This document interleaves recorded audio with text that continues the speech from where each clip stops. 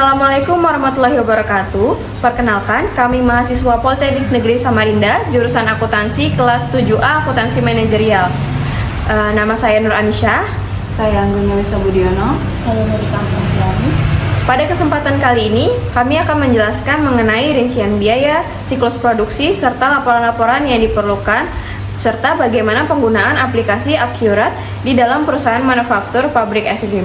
Langsung saja kita masuk ke pembahasan yang pertama.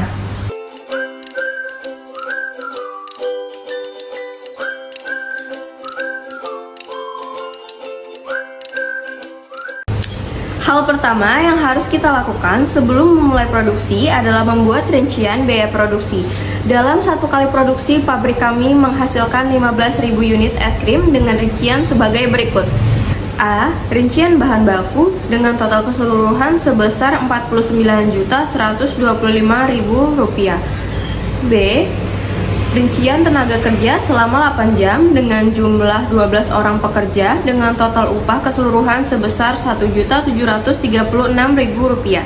C. Rincian BOP dengan total keseluruhan sebesar Rp10.496.800.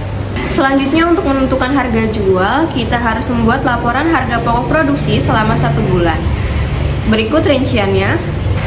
Pada rincian di atas menghasilkan harga pokok total sebesar Rp245.431.200 dengan harga pokok per unit sebesar Rp4.091, kemudian ditetapkan harga jual dengan margin 60% dan menghasilkan harga sebesar Rp6.545. Selanjutnya, ini adalah kalender produksi kami selama bulan November.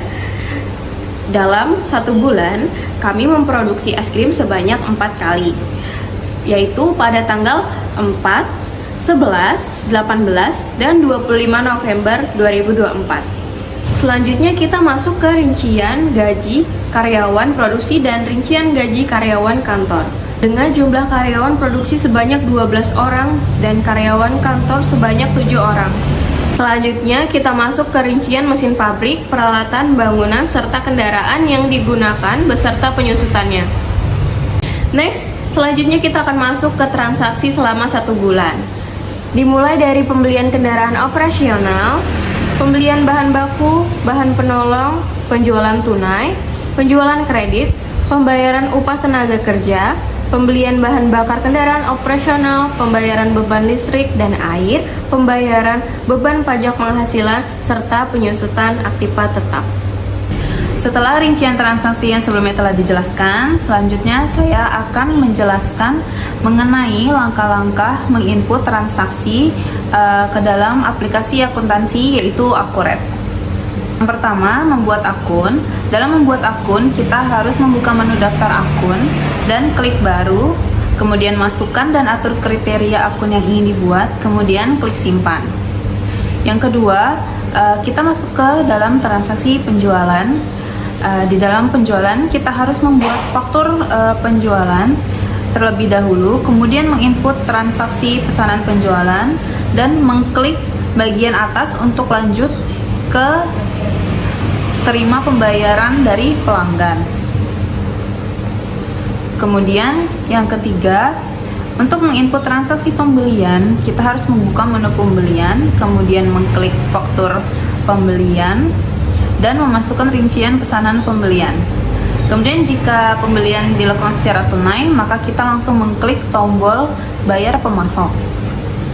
Yang keempat, untuk transaksi pembayaran biaya operasional, kita dapat memilih menu kas dan bank, kemudian klik pembayaran, dan memasukkan rincian pembayaran, lalu klik simpan dan tutup. Yang kelima adalah menginput transaksi penyusutan dengan mengklik menu buku besar, kemudian memilih bukti jurnal umum, kemudian memasukkan rincian penyusutan, lalu klik simpan dan tutup. Setelah semua transaksi telah diinput, maka akan menghasilkan laporan keuangan secara otomatis.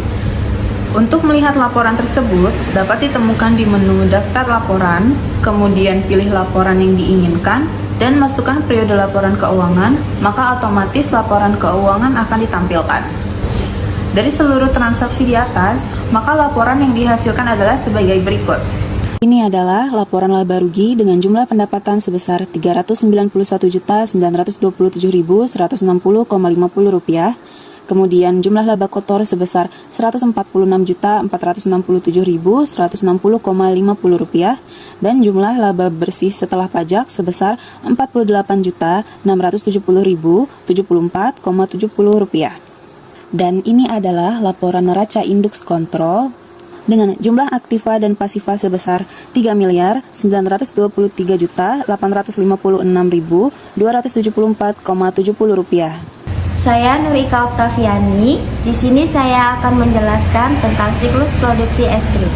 Yang pertama, siapkan bahan baku yang diperlukan seperti susu cair, whipped cream, coklat, gula pasir, dan air yang sudah diproses oleh mesin RO.